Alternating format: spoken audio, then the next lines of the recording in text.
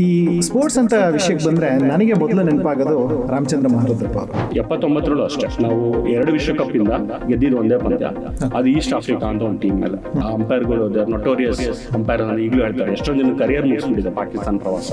Legends Clive lord ಅಂತವ್ರನ್ನ swing ಇಂದ cut ಹಾಕಿದಂತ bowler 4 ಗುಂಪೇನೋ ಮಾಡಿರ್ತಾರೆ. So ಅದ್ರಲ್ಲಿ ನೀವು 2 ಮ್ಯಾಚ್ ಸೋತೋದ್ರೆ ನೀವು ಸೂಪರ್ 8 ಕ್ವಾಲಿಫೈ ಆಗಲ್ಲ. ನಮ್ಮ ದುರಂತ ಏನಾಯ್ತು ಅಂದ್ರೆ ಆಫ್ ಡೇ ಅಗೇನ್ಸ್ಟ್ ಬಾಂಗ್ಲಾದೇಶ್. ಆಮೇಲೆ ಅದರಲ್ಲಿ ಪಾಕಿಸ್ತಾನ 10 ವಿಕೆಟ್ ಕೂಡ ನಮ್ಮವರ ತಂದಿರ್ತಾರೆ. ಪ್ರಸಾದ್ 5 ವಿಕೆಟು, ಶ್ರೀನಾಥ್ ಅವ್ರು 3 ವಿಕೆಟು, ಮತ್ತು ಕುಂಬ್ಳೆ ಅವರು 2 wicket, 10 wicket. So Karnataka bowlers ಪಾಕಿಸ್ತಾನನ ಸೋಲಿಸ್ತಾರೆ. ಆ ರೀತಿ ಒಂದು ನಮ್ದು ಏನೋ ಅಂತಾರೆ ಒಂದು ಡಾಮಿನೇಷನ್ ಆ ರೀತಿ ಇರುತ್ತೆ 99. ಕುಂಬ್ಳೆ ಅವ್ರಿಗೊಂದು ರೀತಿ ಅನ್ಯಾಯನೇ ಆಯಿತು ಅಂತ ಹೇಳಲಿಕ್ಕೆ ಇಷ್ಟಪಡ್ತೀನಿ. 2003ರಲ್ಲಿ 2005-6 ತುಂಬ ಚೆನ್ನಾಗಿ ಒಳ್ಳೆಯ ಕ್ರಿಕೆಟ್ ಆಡಿರ್ತಾರೆ ಇಂಡಿಯಾ. ಚೇಸಿಂಗ್ ಒಂದು ರೆಕಾರ್ಡ್ ಮಾಡಿರ್ತಾರೆ. 17 match back to back chase ಮಾಡಿ ಗೆದ್ದಿರ್ತಾರೆ ಭಾರತ ರಾಹುಲ್ ದ್ರಾವಿಡ್ ಅವ್ರ ನಾಯಕತ್ವದಲ್ಲಿ. Test cricket is real cricket. ಯಾವ ಆಟಗಾರನ ಕೇಳಿ ಈ ಟೆಸ್ಟ್ ಕ್ಯಾಪ್ ಬೇಕಾ ಅಥವಾ 50 ODI ಆಡೋಕ್ಕೆ ಇಷ್ಟಪಡ್ತೀರ, ನಾನು ಟೆಸ್ಟ್ ಕ್ಯಾಪ್ ಬೇಕು ಅಂತಲೇ ಹೇಳಕ್ಕೆ. ನಮಸ್ಕಾರ, ನವಿಲು ಎಂಟರ್ಟೈನ್ಮೆಂಟ್ ಮಾತುಕತೆಗೆ ಸ್ವಾಗತ. ಇವತ್ತು ನಾವು ರಾಮಚಂದ್ರ ಮಹಾರುದ್ರಪ್ಪ ಅವ್ರ ಜೊತೆ ಇದ್ದೀವಿ. ಈ ಸ್ಪೋರ್ಟ್ಸ್ ಅಂತ ವಿಷಯಕ್ಕೆ ಬಂದರೆ ನನಗೆ ಮೊದಲು ನೆನಪಾಗೋದು ರಾಮಚಂದ್ರ ಮಹಾರುದ್ರಪ್ಪ ಅವರು. ಕಾರಣ ಏನು ಅಂದರೆ ಅವರಲ್ಲಿ ಕಳೆದ ಒಂದು 30-40 ವರ್ಷಗಳ ಕರ್ನಾಟಕದ ಸ್ಪೋರ್ಟ್ಸ್ನ ಎಲ್ಲ ಮಾಹಿತಿಗಳು ಇದೆ. ಅಂದರೆ ಅದರಲ್ಲಿ ಕ್ರಿಕೆಟ್ ಇರ್ಬೋದು, ಟೆನ್ನಿಸ್ ಇರ್ಬೋದು, ಅಥವಾ ಬೇರೆ ಅಥ್ಲೆಟಿಕ್ಸ್ ವಿಷಯ ಆಗಿರ್ಬೋದು, ಯಾವುದೇ ವಿಷಯದ ಸುತ್ತ ಅಂಕಿಅಂಶಗಳು ಬೇಕಾಗಿರ್ಬೋದು, ಅಥವಾ ಯಾವ ಆಟಗಾರರು ಯಾವ ರೀತಿ ಆಡ್ತಾಯಿದ್ರು ಅಥವಾ ಅವರ ಸಾಧನೆಗಳೇನು ಅನ್ನೋದನ್ನು ಕೇಳೋದಿರ್ಬೋದು, ಅದೆಲ್ಲದೂ ರಾಮಚಂದ್ರ ಮಹಾರುದ್ರಪ್ಪ ಅವ್ರ ಜೊತೆ ಸಿಗುತ್ತೆ. ಅದಕ್ಕೆ ಕಾರಣ ಅವರಿಗೆ ಸ್ಪೋರ್ಟ್ಸ್ ಮೇಲಿರೋ ಒಂದು ಆಸಕ್ತಿ. ಅದರ ಜೊತೆಗೆ ಆಸಕ್ತಿಯ ಜೊತೆಗೆ ಅವರು ಹಲವಾರು ಬರಹಗಳನ್ನು ಕೂಡ ಇದರ ಸುತ್ತನೇ ಬರೀತಾ ಬಂದಿದ್ದಾರೆ. ಇವತ್ತು ಹಲವಾರು ಕರ್ನಾಟಕದ ಆಟಗಾರರು ಕೂಡ ಅವರ ಸ್ನೇಹಿತರಾಗಿದ್ದಾರೆ. ಅದಕ್ಕೆ ಅವರ ಬರಹಕ್ಕೆ ಥ್ಯಾಂಕ್ಸನ್ನು ಹೇಳ್ತಾರೆ.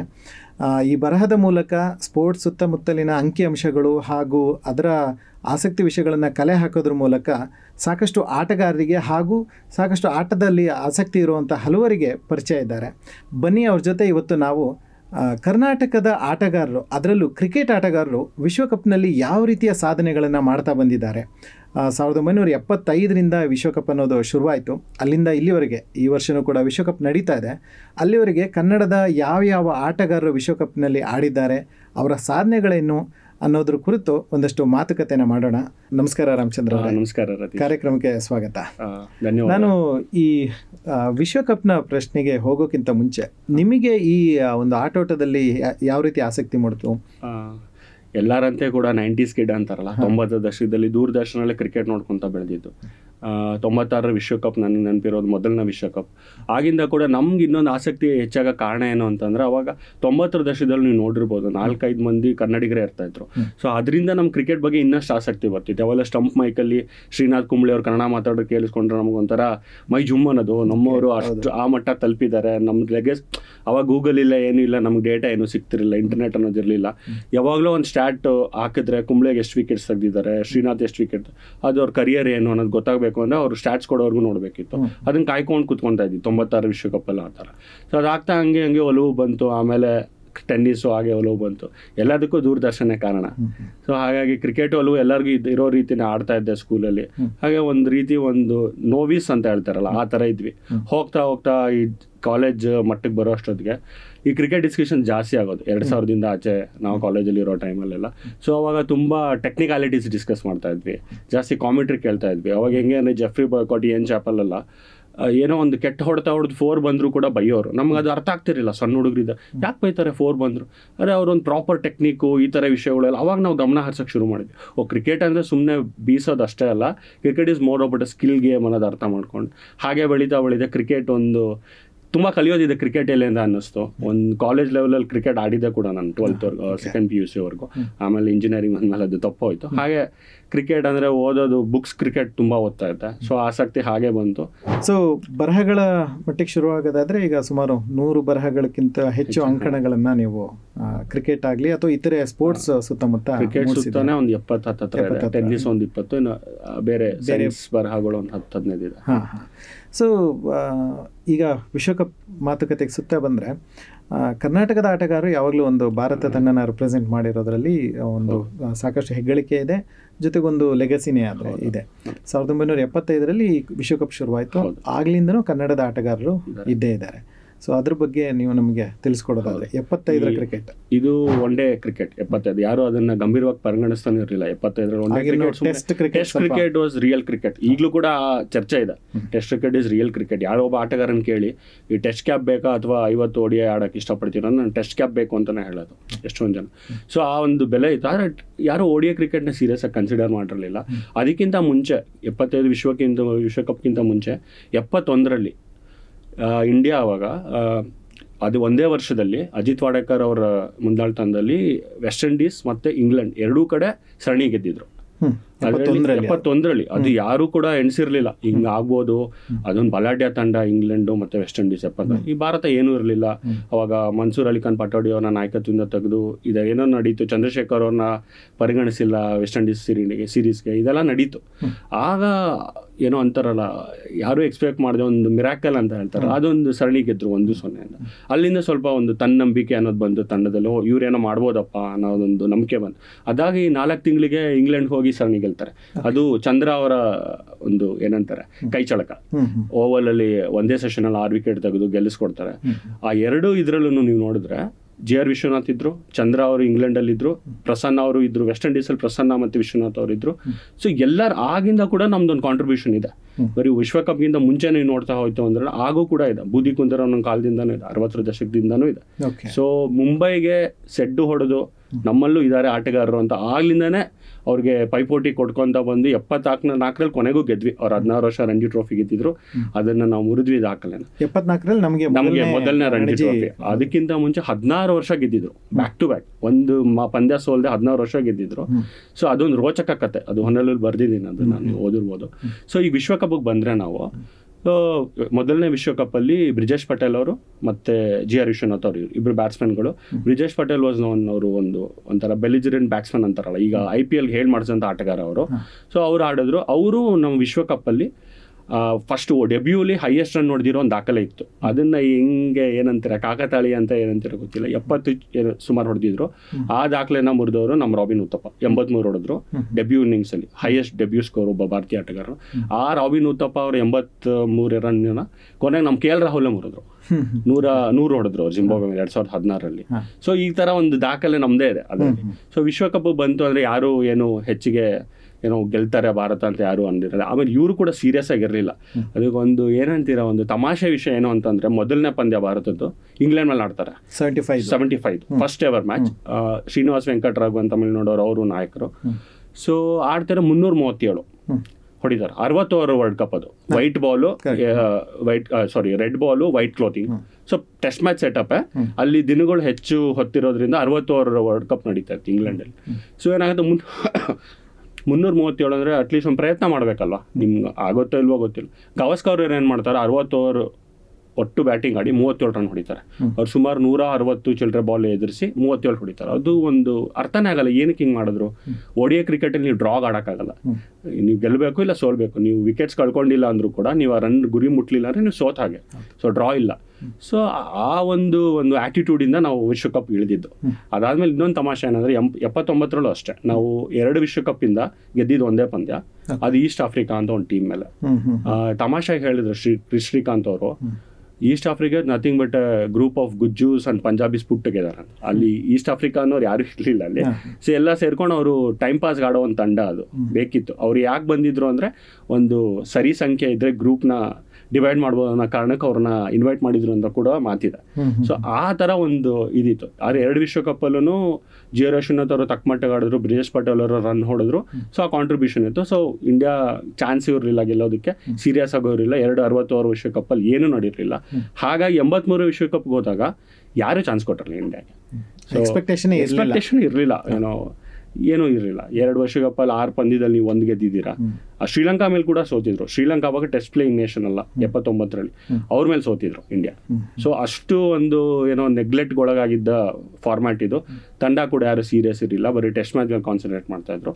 ಸೊ ಅಲ್ಲಿಂದ ಇವತ್ತಿಗೆ ನೋಡಿದಾಗ ವಿಶ್ವಕಪ್ ಆಡಬೇಕು ಅಂತ ಎಷ್ಟೊಂದು ಜನ ಟೆಸ್ಟ್ ಕ್ರಿಕೆಟಿಂದ ಬಿಡುವು ತೊಗೊಳ್ಳೋದು ಈ ಥರ ಮಾಡ್ತಾರಲ್ಲ, ಸೊ ಒಂದು ಕಂಪ್ಲೀಟ್ ಸರ್ಕಲ್ ಬಂದಿದೆ ಅಂತ ಅನ್ಸುತ್ತೆ ODI ಕ್ರಿಕೆಟ್ ಈಗ ನೋಡಿದ್ರೆ. ಸೊ ಅಲ್ಲಿಗೆ 83ರ ವಿಶ್ವಕಪ್ಗಿಂತ ಮುಂಚೆ 75 ಹಾಗೆ 79ರಲ್ಲಿ ನಮ್ಮ ಬ್ರಿಜೇಶ್ ಪಟೇಲ್ ಮತ್ತು ಗುಂಡಪ್ಪ ವಿಶ್ವನಾಥ್ ಕರ್ನಾಟಕದಿಂದ ರೆಪ್ರೆಸೆಂಟ್ ಮಾಡಿರುವಂಥ ಇಬ್ಬರು ಆಟಗಾರರು.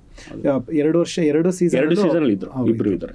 ಸೊ 83ಕ್ಕೆ ಅದೊಂದು ದೊಡ್ಡ ಮೈಲಿಗಲ್ಲು. 83 ಅಷ್ಟೊತ್ತಿಗೆ GR ವಿಶ್ವನಾಥ್ ಅವರು ಡ್ರಾಪ್ ಆಗಿರ್ತಾರೆ.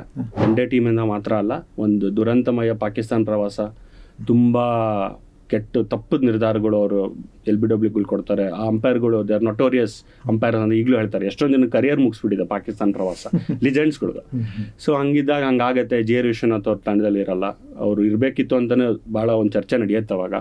ಸೊ ಅವಾಗ ಸೆಲೆಕ್ಟರ್ಸ್ ಬಂದು ಬಿಷನ್ ಸಿಂಗ್ ಬೇಡಿ ಅವ್ರೇನು ಮಾಡ್ತಾರೆ, ಒಂದು 2007 ವಿಶ್ವಕಪ್ಪಲ್ಲಿ ಎಲ್ಲ ಯಂಗ್ಸ್ಟರ್ಸ್ ಹೋಗ್ತಾರಲ್ಲ T20, ಅದೇ ರೀತಿ ಈ ಇವ್ರಿಗೆಲ್ಲ ಬೆಲೆ ಕೊಡಬಾರ್ದು ರೆಪ್ಯುಟೇಷನ್ ಮೇಲೆ, ಯಂಗ್ಸ್ಟರ್ಸ್ ಆಡ್ಸೋಣ ಅಂತ ಹೇಳಿ ಎಲ್ಲ ಯಂಗ್ಸ್ಟರ್ಸ್ನ ಇದು ಕಪಿಲ್ ದೇವ್ ಅವರು ಒಂದು 6 ತಿಂಗಳು ಮುಂಚೆ ಅಷ್ಟೇ ನಾಯಕರಾಗಿರ್ತಾರೆ. ಗವಾಸ್ಕರಿಂದ ಕಿತ್ಕೊಂಡು ಕಪಿಲ್ ದೇವ್ ಕೊಟ್ಟಿರ್ತಾರೆ 82 ಎಂಡಲ್ಲಿ. ಸೊ ಅವಾಗ ಹೋದಾಗ ಯಾರಿಗೂ ನಂಬಿಕೆ ಇರಲ್ಲ, ಏನು ಮಾಡ್ತಾರೆ ಇವರು, ಎರಡು ವರ್ಷಕಪ್ಪಲ್ಲಿ ಒಂದೇ ಒಂದು ಮ್ಯಾಚ್ ಗೆದ್ದಿದ್ದಾರೆ, ಇವ್ರಿಗೆ ಏನಿರುತ್ತೆ. ಆಗಿನ ತಂಡದಲ್ಲಿ ಕೂಡ ರೋಜರ್ ಬಿನ್ನಿ ಮತ್ತು ಕಿರ್ಮಾನಿ ಇರ್ತಾರೆ ನಮ್ಮ ತಂಡದಲ್ಲಿ. ಸೊ ರೋಜರ್ ಬಿನ್ನಿ, ಕಿರ್ಮಾನಿ ಇಬ್ಬರು ಕರ್ನಾಟಕದಿಂದ ರೆಪ್ರೆಸೆಂಟ್ ಆಗಿರೋ. ಸೊ ಅದು ಹೇಗಾಗುತ್ತೆ ಅಂದರೆ ನಮ್ಮದು ನೋಡಿ, ಆ ಕಾಂಟ್ರಿಬ್ಯೂಷನ್ ಗೆದ್ದಿದ್ದು ರೋಜರ್ ಬಿನ್ನಿ ಅವ್ರು ಹೈಯೆಸ್ಟ್ ವಿಕೆಟ್ ಟೇಕರ್ ಆಗ್ತಾರೆ ಆ ಸೀಸನ್, 18 ವಿಕೆಟ್ಸ್, 18 ವಿಕೆಟು. ಆಮೇಲೆ ಕಿರ್ಮಾನಿ ಅವರ ಗ್ಲವ್ ವರ್ಕ್ ಏನು ವಿಕೆಟ್ ಕೀಪಿಂಗ್ ಇದೆಯಲ್ಲ, ಅವ್ರ ಗೋಲ್ಡನ್ ಗ್ಲವ್ ಅವಾರ್ಡ್ ಬರುತ್ತೆ. ಸೊ ಅಷ್ಟು ಅಚ್ಚುಕಟ್ಟಾಗಿ ಕೀಪಿಂಗ್ ಮಾಡಿರ್ತಾರೆ ಅವರು. ಒಂಥರ ಗೋಡೆ ಥರ ಹಿಂದೆ ನಿಂತು ಬಂದಿದ್ದು. ಇಂಗ್ಲೆಂಡಲ್ಲಿ ಕೀಪಿಂಗ್ ಮಾಡೋದು ತುಂಬ ಕಷ್ಟ, ತುಂಬ ಬಾಲ್ ಸ್ವಿಂಗ್ ಆಗುತ್ತೆ, ಬಾಲ್ ಪಿಚ್ ಆದಮೇಲೆ ತುಂಬ ಸ್ವಿಂಗ್ ಆಗುತ್ತೆ, ಲ್ಯಾಟರಲ್ ಮೂವ್ಮೆಂಟ್ ತುಂಬ ಇರುತ್ತೆ. ಸೊ ಕೀಪಿಂಗ್ ಅಷ್ಟು ಅಚ್ಚುಕಟ್ಟಾಗಿ ಮಾಡ್ತಾರೆ. ಬ್ಯಾಟಿಂಗ್ ಕೂಡ ಇಬ್ಬರು ಕೂಡ ಲೋಡ್ ಒಂದು ಆರ್ಡರ್ ಒಳ್ಳೆ ಬ್ಯಾಟ್ಸ್ಮನ್ಗಳು. ಈ ಕಪಿಲ್ ದೇವ್ ಅವರು 275 ಹೊಡಿತಾರಲ್ಲ ಜಿಂಬಾಬ್ವೆ ಮೇಲೆ. ಹೋಗಿದ್ದು ಮ್ಯಾಚು 17ಕ್ಕೆ 5 ರನ್ ಇದ್ದಾಗ 5 ವಿಕೆಟ್, 17 ರನ್ನಿಗೆ 5 ವಿಕೆಟ್ ಹೋಗಿರುತ್ತೆ.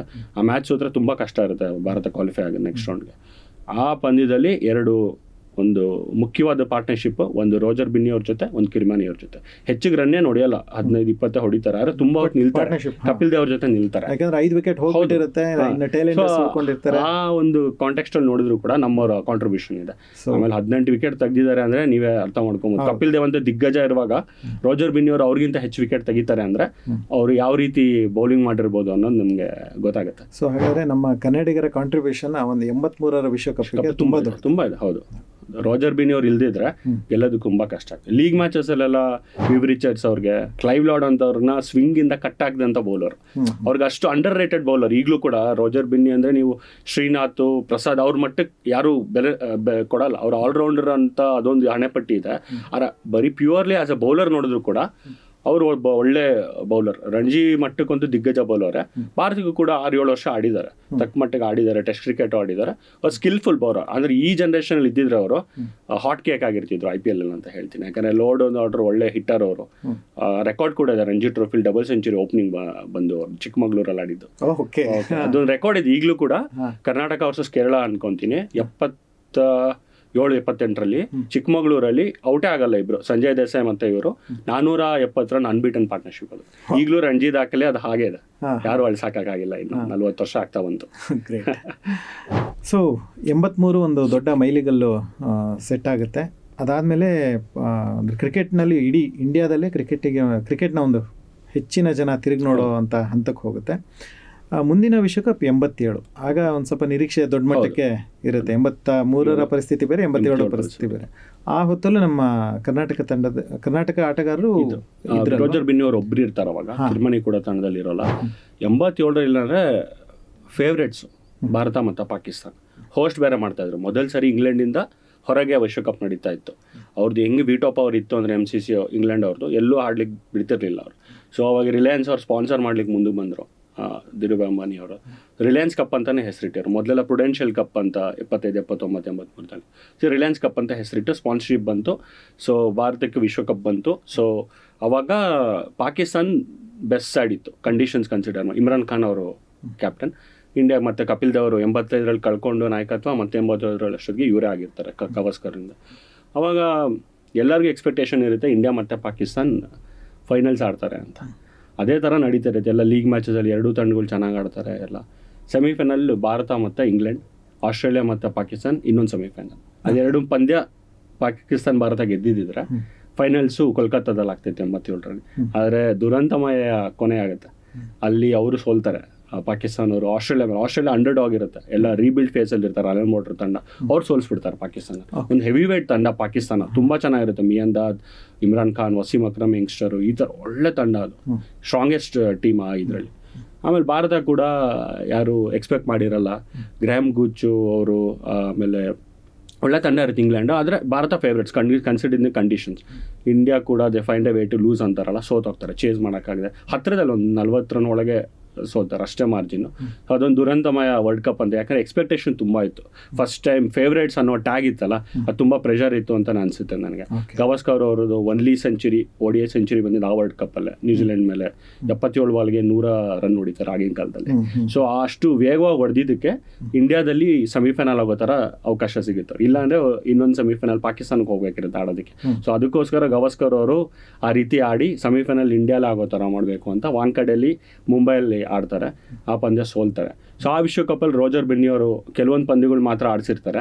ಸೊ ಅವ್ರಿಗೆ ಇಲ್ಲಿ ಹೆಲ್ಪ್ಫುಲ್ ಕಂಡೀಷನ್ಸ್ ಇರಲ್ಲ, ರೋಜರ್ ಬಿನ್ನಿ ಅವ್ರಿಗೆ ಸ್ವಿಂಗಿಂಗ್ ಕಂಡೀಷನ್ಸ್ ಇರಲ್ಲ. ಹಾಗಾಗಿ 2-3 ಪಂದ್ಯ ಆಡ್ತಾರೆ ಅಷ್ಟೇ, 2-3 ವಿಕೆಟ್ ತೆಗಿತಾರೆ. ಹೆಚ್ಚೇನು ಕಾಂಟ್ರಿಬ್ಯೂಷನ್ ಇರಲ್ಲ ರೋಜರ್ ಬಿನ್ನಿ ಅವ್ರದ್ದು ಬ್ಯಾಟಿಂಗ್ ಇಂದನೂ ಕೂಡ. ಸೊ ಆ ಇದರಲ್ಲಿ ಕೊನೆ ಆಗುತ್ತೆ ನಮ್ದು ಒಂದು 91ರಲ್ಲಿ ಆಗ್ಬೇಕು ಇದು ವಿಶ್ವಕಪ್. ಏನಾಗುತ್ತೆ, ಆಸ್ಟ್ರೇಲಿಯಾದವರು ಬಗ್ಗಲ್ಲ.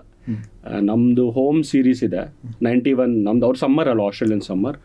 ನಾವು 5 ಟೆಸ್ಟ್ ಮ್ಯಾಚಸ್ ಇದೆ ಇಂಡಿಯಾ ಮೇಲೆ, ಒಂದು ಟ್ರೈ ಸೀರೀಸ್ ಇದೆ ನಮ್ಮದು. ಹೋಮ್ ಸೀಸನ್ ಆದಮೇಲೆ ನಾವು ನಡೆಸ್ತೀವಿ ವರ್ಲ್ಡ್ ಕಪ್ ಅಂತ. 91 ನವಂಬರ್ ಡಿಸೆಂಬರ್ ನಡಿಬೇಕಾಗಿದ್ದು ವಿಶ್ವಕಪ್ನ. ಅವ್ರ ಹೋಮ್ ಸೀರೀಸ್ ಎಲ್ಲ ಮುಗಿಸ್ಕೊಂಡು 92 ಫೆಬ್ರವರಿ ಮಾರ್ಚಲ್ಲಿ ನಡೆಸ್ತಾರೆ. ಅವಾಗ ನಮ್ಮ ಏಕೈಕ ಕನ್ನಡಿಗ ಇದ್ದಿದ್ದು ಜಾವಗಲ್ ಶ್ರೀನಾಥ್ ಅವರು. ಅನಿಲ್ ಕುಂಬ್ಳೆ ಇರಬೇಕಿತ್ತು, ಅವ್ರನ್ನ ಏನೋ ಒಂದು ಕಾರಣಾಂತರಗಳಿಂದ ಡ್ರಾಪ್ ಮಾಡ್ತಾರೆ. ಸೊ ಅನಿಲ್ ಕುಂಬ್ಳೆ ಹೀಗೂ ಹೇಳ್ತಾರೆ, ಅದನ್ನು ಒಳ್ಳೇದಾಯಿತು, ನಾನು ಇಂಜಿನಿಯರಿಂಗ್ ಟೈಮು ಮುಗಿಸ್ಕೊಂಡೆ. ಶ್ರೀನಾಥ್ 97ರವರೆಗೂ ಓದ್ತಿದ್ದ, ನಾನು ಮುಗಿಸ್ಕೊಂಬಿಟ್ಟೆ 92ರಲ್ಲಿ ಇಂಜಿನಿಯರಿಂಗು, ಡ್ರಾಪ್ ಆಗಿದ್ದು ಒಳ್ಳೇದಾಯಿತು ಅಂತ ತಮಾಷೆ ಹೇಳ್ತಾರೆ. ಸೊ ಶ್ರೀನಾಥ್ ಅವ್ರು ಎಲ್ಲ ಮ್ಯಾಚು ಆಡ್ತಾರೆ, ಸುಮಾರು 13-14 ವಿಕೆಟ್ ತೆಗಿತಾರೆ ಶ್ರೀನಾಥ್ ವರ್ಲ್ಡ್ ಕಪ್. ಅದರಲ್ಲಿ ನೆನ್ಪಿಡುವಂಥ ಒಂದು ಘಟನೆ ಅಂದರೆ ಪಾಕಿಸ್ತಾನ್ ಮತ್ತು Bharat match first time world ಕಪ್ಪಲ್ಲಿ ನಡೆಯೋದು. ಹಿಂದಿನ 4 ವಿಶ್ವಕಪ್ಪಲ್ಲೂ ಭಾರತ ಪಾಕಿಸ್ತಾನ ಪಂದ್ಯ ನಡೆದಿರಲ್ಲ. ಸೊ ಇದು first world cup match. Pakistan ಒಂಥರ ಫೇವ್ರೇಟ್ಸ್ ಆಗಿದ್ರೂ ಕೂಡ ಸೋತ್ಕೊಂಡೇ ಬಂದಿರ್ತಾರೆ. ಮತ್ತು ಭಾರತ ಎಲ್ಲರ ಮೇಲೂ ಸೋಲ್ತಿರ್ತಾರೆ. ಪಾಕಿಸ್ತಾನ ಮೇಲೆ ಹೇಗೋ ಗೆಲ್ಲೋದಕ್ಕೊಂದು ದಾರಿ ಸಿಗುತ್ತೆ ಅಂತಾರೆ. ಸಚಿನ್ 50 ಹೊಡಿತಾರೆ. ಅವಾಗ ಮೇಂದದ್ ಸ್ಟ್ರಾಂಗ್ ಆಗಿ ಹೋಗ್ತಿರ್ತಾರೆ ಚೇಸ್ ಮಾಡುವಾಗ. ಅವಾಗ ಶ್ರೀನಾಥ್ ಅವ್ರದ್ದು ಒಂದು ಯಾರ್ಕರ್ ಇದೆ, ಒಂದು ಸೊಗಸಾದ ಯಾರ್ಕರ್, ಅದು ಅಲ್ಲಿಗೆ ಪಂದ್ಯ ಮುಗಿಸ್ಕೊಡ್ತಾರೆ. To a bowl and he's got him off the inside edge. Well, that's it for Pakistan. Their star player now on his way back. Javed ಮಿಯಂದಾದ್ ವಿಕೆಟ್ನ ತೆಗೆದು ಶ್ರೀನಾಥ್ ಅವರು ಪಂದ್ಯ ನಮ್ಮ ಕಡೆ ಆಗೋಂಗೆ ಮಾಡ್ತಾರೆ. ಅಲ್ಲಿಂದ ನಾವು ಗೆಲ್ತೀವಿ. ಅದು 92 ವಿಶ್ವಕಪ್ಪಲ್ಲಿ ಅದೃಷ್ಟನೂ ಇರಲಿಲ್ಲ ಭಾರತಕ್ಕೆ ಅನ್ಕೊಂತೀನಿ. ಯಾಕಂದರೆ ತಂಡ ಅಷ್ಟು ಬಲವಾಗಿಲ್ಲ ಅಂದರೂ ಕೂಡ ತುಂಬ ಚೆನ್ನಾಗಿ ಆಡಿರ್ತಾರೆ. ತುಂಬ ಪಂದ್ಯಗಳನ್ನ ಹತ್ತತ್ರ ಬಂದು ಸೋತಿರ್ತಾರೆ. ಆಸ್ಟ್ರೇಲಿಯಾ ಮೇಲೆ 2 ರನ್ನಿಂದ ಏನೋ ಸೋಲ್ತಾರೆ ಒಂದು ಪಂದ್ಯ. ಶ್ರೀಲಂಕಾ ಒಂದು ಅಷ್ಟೊಂದು ಸ್ಟ್ರಾಂಗ್ ಅಲ್ದೇ ಇರೋ ತಂಡ, ಅವ್ರ ಮೇಲೆ ಗೆಲ್ಲೋವಂಥ ಮ್ಯಾಚು ಮಳೆ ಬಂದು ಒಂದೇ ಒಂದು ಬಾಲ್ ಮಾತ್ರ ಆಗುತ್ತೆ 92ರಲ್ಲಿ.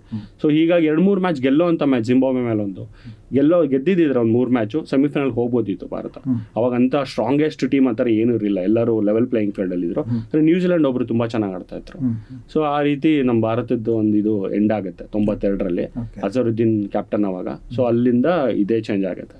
ಮತ್ತೆ 96 ಸೊ 96 ಅಗೇನ್ ನಮ್ಮ ಆಟಗಾರರು ಅದೊಂದು ರೀತಿ ಅದು ಬೆಂಚ್ ಮಾರ್ಕ್ ಅಂತ ಹೇಳ್ಬೋದು. ಯಾಕಂದ್ರೆ ಹೆಚ್ಚು ಕರ್ನಾಟಕದ ಆಟಗಾರರು ಇದ್ದಂತಹ ಒಂದು ತಂಡ ಆ ಹೊತ್ತಿಗೆ. ಸೊ ಅದರ ಒಂದು ಹಿನ್ನೆಲೆ ಹೇಳೋದಾದ್ರೆ 96 ಬಂದರೆ ನಾನು ನೋಡಿದ ಮೊದಲನೇ ವಿಶ್ವಕಪ್. ಪುಟ್ಟ ಹುಡುಗ ಆಗಿದ್ದಾಗೆ ಬ್ಲ್ಯಾಕ್ ಆ್ಯಂಡ್ ವೈಟ್ TV ಇತ್ತು ನಮ್ಮ ಮನೆ. ನನಗೆ ಇನ್ನೂ ನೆನಪಿದೆ, ಮೊದಲನೇ ಪಂದ್ಯದಿಂದ ಫೆಬ್ರವರಿ 96ರಲ್ಲಿ ವರ್ಲ್ಡ್ ವಿಶ್ವಕಪ್ ಶುರು ಆಯಿತು. ತೆಂಡೂಲ್ಕರ್ ಸೆಂಚುರಿ ಹೊಡಿತಾರೆ ಫಸ್ಟ್ ಮ್ಯಾಚ್ಗಿನ್ನ. ಅಲ್ಲಿಂದ ಅದು ಒಂಥರ ವಿವಿಡ್ ಮೆಮೊರೀಸ್ ಅಂತಾರಲ್ಲ, ಆ ಥರ ಇದೆ ನಂದು. ಅದರಲ್ಲಿ 3 ಜನ ನಮ್ಮ ಕನ್ನಡಿಗರಿದ್ದರು. ಪ್ರಸಾದ್ ಟೀಮಿಗೆ 94ರಲ್ಲಿ ಡೆಬ್ಯೂ ಮಾಡಿ ಅವರು ಸೆಟ್ಲ್ ಆಗಿರ್ತಾರೆ. ಕುಂಬ್ಳೆ ಅಷ್ಟೊತ್ತಿಗೆ ಒಂಥರ ಬೌಲಿಂಗ್ ಸ್ಪಿನ್ ಮೇನ್ ಸ್ಟೇ ಆಗಿರ್ತಾರೆ ಅಷ್ಟೊತ್ತಿಗೆ. ಸೊ ಕುಂಬ್ಳೆ ಒಂಥರ ಹೆಡ್, ಬೌಲಿಂಗ್ ಸ್ಪಿನ್ ಹೆಡ್ ಡಿಪಾರ್ಟ್ಮೆಂಟ್ಗೆ. ಶ್ರೀನಾಥ್ ಆಬ್ವಿಯಸ್ಲಿ ಅವರು ಸೀನಿಯರ್ ಅಷ್ಟೊತ್ತಿಗೆ. ಇವ್ರು 3 ಜನ ಇರ್ತಾರೆ. ರಾಹುಲ್ ದ್ರಾವಿಡ್ ಅವ್ರಿಗೆ ಅವಕಾಶ ಇರುತ್ತೆ, ವಿಶ್ವಕಪ್ ಪ್ರಾಬಬಲ್ಸಲ್ಲಿ ಇರ್ತಾರೆ ರಾಹುಲ್ ದ್ರಾವಿಡ್ ಅವರು. ಅವರು ಅವಾಗ ಒಂದು ಬೆಂಗಳೂರಲ್ಲಿ ಪ್ರಿಪರೇಟರಿ ಕ್ಯಾಂಪ್ ನಡೀತಿರುತ್ತೆ 96 ವಿಶ್ವಕಪ್ 15 ದಿವಸ ಮುಂಚೆ. GR ವಿಶ್ವನಾಥ್ ಅವರು ಸೆಲೆಕ್ಷನ್ ಕಮಿಟಿಲಿ ಇರ್ತಾರೆ, ಅವರ ಹೆಡ್. ಅವರು ಒಂಥರ ಯೋಚನೆ ಮಾಡ್ತಾರೆ, ವಿಶ್ವಕಪ್ ಅಂತ ದೊಡ್ಡ ಇವೆಂಟಲ್ಲಿ ರಾಹುಲ್ ದ್ರಾವಿಡ್ನ ಡೆಬ್ಯೂ ಮಾಡಿಸಿದ್ರೆ ಪ್ರೆಷರ್ ತುಂಬ ಇರುತ್ತೆ, ಬೇಡ ಅಂತ GR ವಿಶ್ವನಾಥ್ ಅವರೇ ಆ ನಿರ್ಧಾರ ತೊಗೊತಾರೆ. ಬೇಡ, ಇದು ತುಂಬ ಒತ್ತಡಕ್ಕೊಳಗಾಗ್ತಾನೆ ಹುಡುಗ, ಇವ್ನಿಗೆ ಅವಕಾಶ ಸಿಗುತ್ತೆ, ಆ ಅಳುವಿದೆ ಇವನಲ್ಲಿ, ಈಗ ಸದ್ಯಕ್ಕೆ ಬೇಡ ಅಂತ ಕೈ ಬಿಡ್ತಾರೆ. ಸೊ ಅಷ್ಟು ಇವ್ರ ಆ್ಯಟಿಟ್ಯೂಡ್ ಹೇಗಿರುತ್ತೆ ನಮ್ಮ ದ್ರಾವಿಡ್ ಅವ್ರದ್ದು ಅಂದರೆ, ಡ್ರಾಪ್ ಆದರೂ ಕೂಡ ಹೋಗಿ ರಂಜಿ ಆಡ್ತಾರೆ ಅವ್ರು, ಅದೇ ಟೈಮಲ್ಲಿ ರಂಜಿ ನಡೀತಾ ಇರುತ್ತೆ.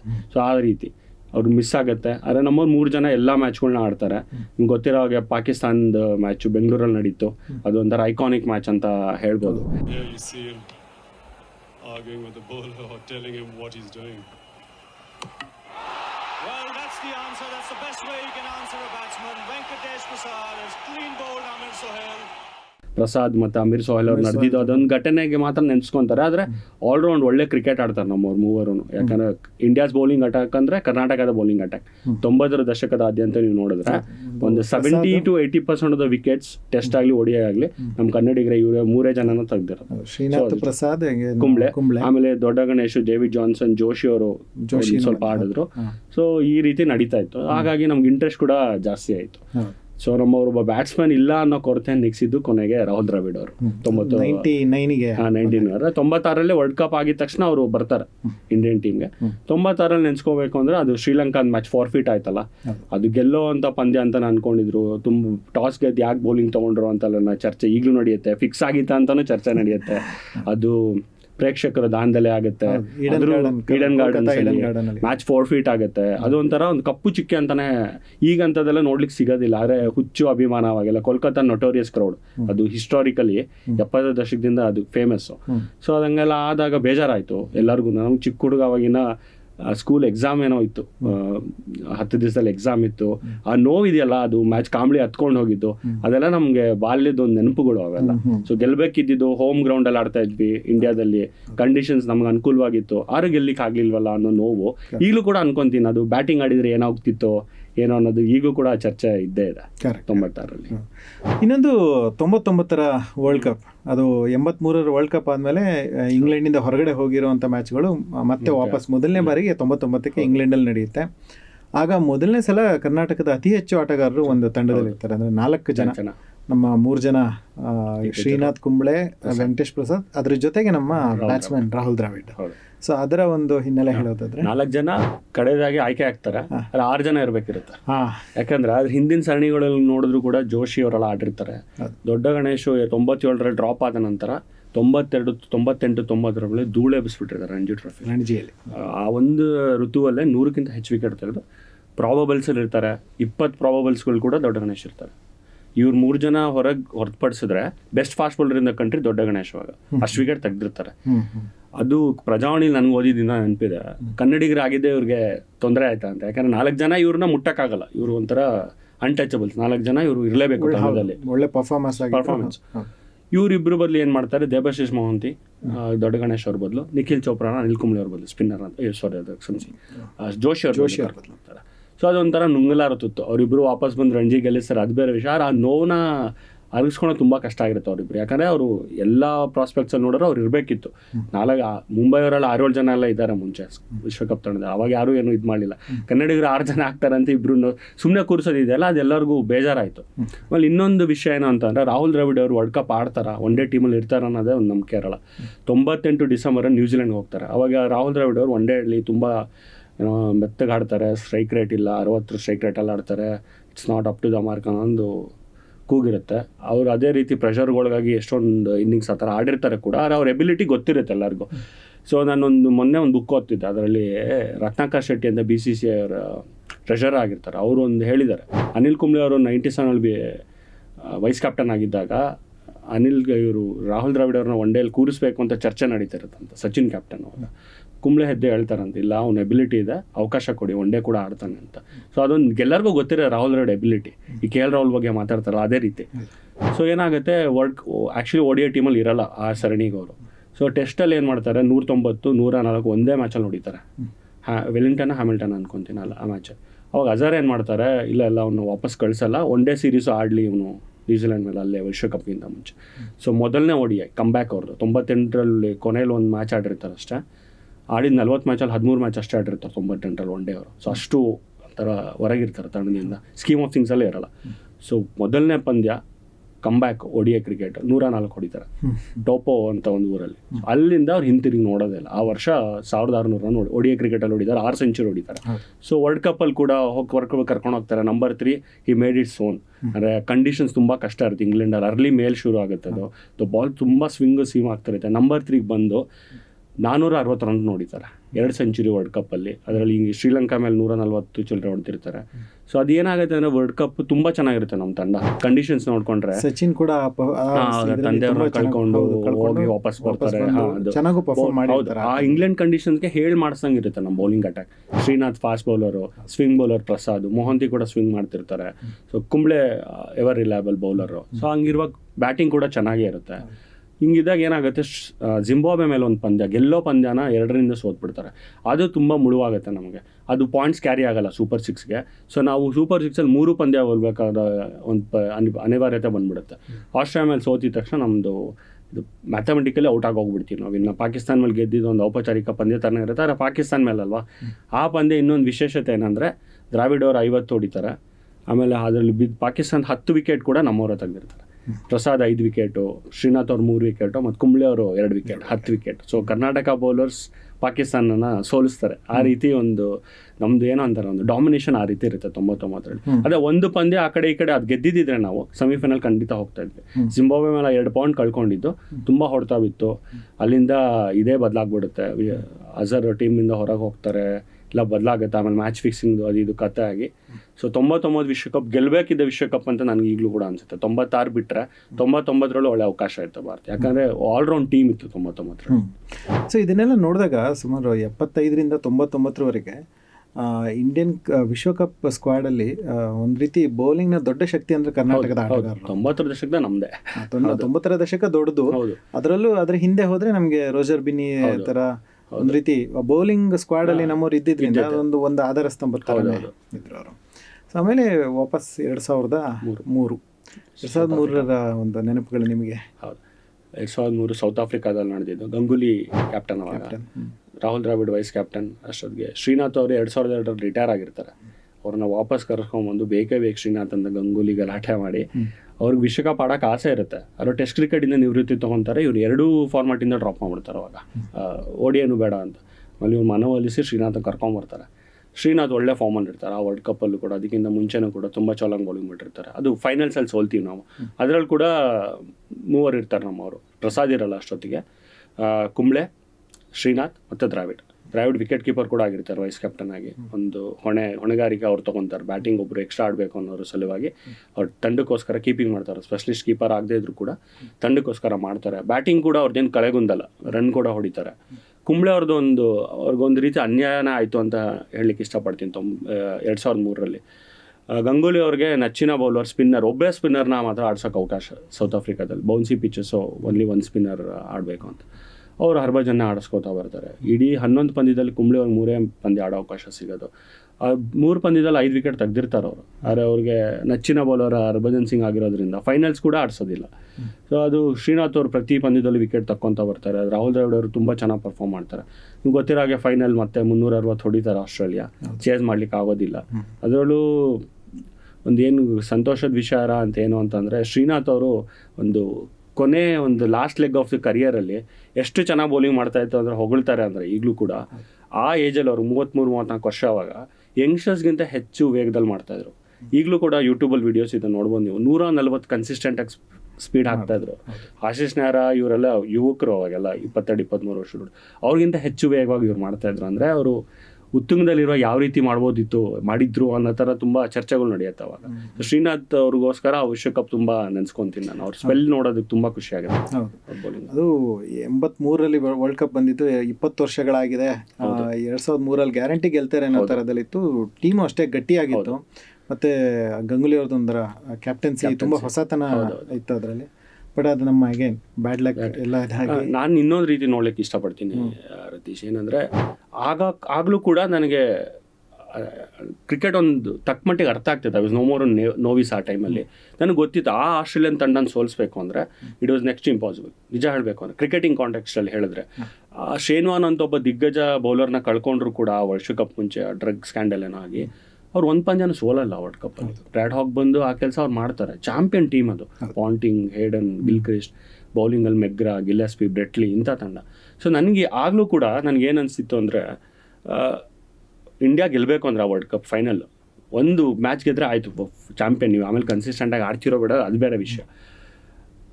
Australia should have a bad day, at the same time India has to get their act trick together ಅಂತ ನಾನು ಆಗ ಕೂಡ ಹೇಳಿದ್ದೆ. ಚರ್ಚೆ ನಡೀತಾ ಇತ್ತು, ವಾಟ್ಸಪ್ ಇಲ್ಲ ಏನೂ ಇಲ್ಲ. ಸೊ ಹಿಂಗೆ ಚರ್ಚೆ ನಡೀತಾ ಇದ್ದಾಗ ಸ್ಕೂಲ್ ಗೆಳೆಯರೊಟ್ಟೆ ಅವ್ನು ಹೇಳಿದ್ದೆ. ಅವಾಗ ಎಲ್ಲರೂ ಇವನು ಏನೋ ದೊಡ್ಡ ಅಂದರೆ ಚರ್ಚೆ ನಡೀತಲ್ಲ ಫ್ರೆಂಡ್, ಮೇಧಾವಿನ ನೀನು ಎಷ್ಟು ಚೆನ್ನಾಗಿ ಆಡ್ತಾರೆ, ಇಲ್ಲ ಆಸ್ಟ್ರೇಲಿಯಾ ಚಾಂಪಿಯನ್ ಟೀಮ್ ಅನ್ಕೊಂಡು ಈಗಲೂ ಕೂಡ ಹೇಳ್ತೀನಲ್ಲ. ಈಗ ನಾನು ಮೊನ್ನೆ ಒಬ್ಬರು ಜರ್ನಲಿಸ್ಟ್ ಹತ್ರ ಚರ್ಚೆ ಮಾಡ್ತಾ ಇದ್ದೆ, ಅವರು ಅದೇ ಅಂದರು. ಅದು ಎಷ್ಟೊಂದು ಜನ ಅನ್ಕೊತಾರೆ ಗೆಲ್ಲೋ ಮ್ಯಾಚ್ ಸೋತ್ವಿ ಅಂತ. ನಿಜ ಹೇಳಬೇಕು ಅಂದರೆ ನೀವು ಮ್ಯಾನ್ ಟು ಮ್ಯಾನ್ ನೋಡಿದ್ರೆ we were no match to that Australian team. ಯಾಕೆ ಅದಕ್ಕೊಂದು ಪುಷ್ಟಿ ಕೊಡೋ ಅಂತ ಒಂದು ಸ್ಟ್ಯಾಟ್ ಹೇಳ್ತೀನಿ ನಿಮಗೆ. ಆ 2003, 2004, 2005 ಆ ಪೀರಿಯಡಲ್ಲಿ ಒಂದು 17 ODI ಆಡಿದ್ದೀವಿ ನಾವು ಅವ್ರ ಮೇಲೆ, ಗೆದ್ದಿರೋದು 2 ಪಂದ್ಯ. ಅಂದರೆ ಅಷ್ಟು ಒಂದು ಡಾಮಿನೇಟ್ ಮಾಡಿದ್ದಾರೆ. ಸೊ ಅಂಥ ಟೀಮ್ನ ನೀವು ಮಣಿಸ್ಬೇಕು ಅಂದರೆ ಕಾಂಬಿನೇಷನ್ ಆಫ್ ಬೋತ್. ಅವರು ಒಂದು ಕೆಟ್ಟ ದಿನ, ನಮ್ಮ ಒಂದು ಅದ್ಭುತವಾದ ದಿನ ಇದ್ರೆ ಮಾತ್ರ ಗೆಲ್ಲಕ್ಕೆ ಸಾಧ್ಯ ಆಯಿತು. ಪಾಂಟಿಂಗ್ ಒಂದು ಸರಿ ಲಯ ಕಂಡ್ಕೊಂಡ್ಮೇಲೆ ಹಿಂತಿರುಗಿ ನೋಡಲೇ ಚೆಚ್ಚಾಕ್ಬಿಟ್ರು ಎಲ್ಲ. ಆಮೇಲೆ ಒಂದು ಬೇಸರದ ಸಂಗತಿ ಏನಂದರೆ ಅಲ್ಲಿಗೆ ನಮ್ಮ ದಿಗ್ಗಜ ಜಾವಗಲ್ ಶ್ರೀನಾಥ್ ಅವ್ರ ಕರಿಯರ್ ಕೊನೆ ಆಗುತ್ತೆ. ಯಾರು ಅಂದ್ಕೊಂಡಿರಲ್ಲ ಅದೇ ಅವ್ರ ಕಡೆ ಪಂದ್ಯ ಆಗುತ್ತೆ ಅಂತ. ಅವ್ರು ಹಾಗೆ ನೇಪಥ್ಯಕ್ಕೆ ಸರಿದ್ದಾರೆ, ನಾನು ಇನ್ನೂ ಆಡಲ್ಲ ಅಂತ. ಅವರು ಫೇರ್ವೆಲ್ ಕೂಡ ಬಯಸೋದಿಲ್ಲ. ಕೌಂಟಿ ಆಡ್ತಾರೆ 1-2 ತಿಂಗಳು, ಆಮೇಲೆ ನಾನು ಇನ್ನು ಆಗಲ್ಲ, ಬಾಡಿಗೆ ರೆಸ್ಪಾಂಡ್ ಮಾಡ್ತಿಲ್ಲ ಅಂತ ಅಲ್ಲಿಗೆ ಬಿಡ್ತಾರೆ. ಸೊ ಕೊನೆ ಸ್ಪೆಲ್ಲು 10 ಓವರ್ 80 ರನ್ ಕೊಡ್ತಾರೆ, ವಿಕೆಟ್ ಬೀಳಲ್ಲ. ಅದು ನೋವಿನ ವಿಷಯ. ಈಗಲೂ ಕೂಡ ಶ್ರೀನಾಥ್ ಅವರು ಗೆದ್ದಿದ್ರೆ ಚೆನ್ನಾಗಿರ್ತಿತ್ತು ಅಂತ ಅನಿಸುತ್ತೆ ಈಗಲೂ ಕೂಡ. ಮತ್ತು 2007 ಕೂಡ ಅದು ಒಂದು ಅಂದರೆ ತುಂಬ ಹೊಸ ಟೀಮ್ ಇರುತ್ತೆ. ಅದು ಆಲ್ಮೋಸ್ಟ್ ರಾಹುಲ್ ದ್ರಾವಿಡ್ ಕ್ಯಾಪ್ಟನ್ ಅಲ್ಲಿ ಅದರಲ್ಲಿ. ಸೊ ಅದು ನಮಗೆ ತುಂಬ ವಿಶೇಷವಾದ, ಯಾಕಂದರೆ ನಮ್ಮ ರಾಹುಲ್ ದ್ರಾವಿಡ್ ಅದರಲ್ಲಿ ಕ್ಯಾಪ್ಟನ್ ಆಗಿದ್ರು ಅನ್ನೋದು.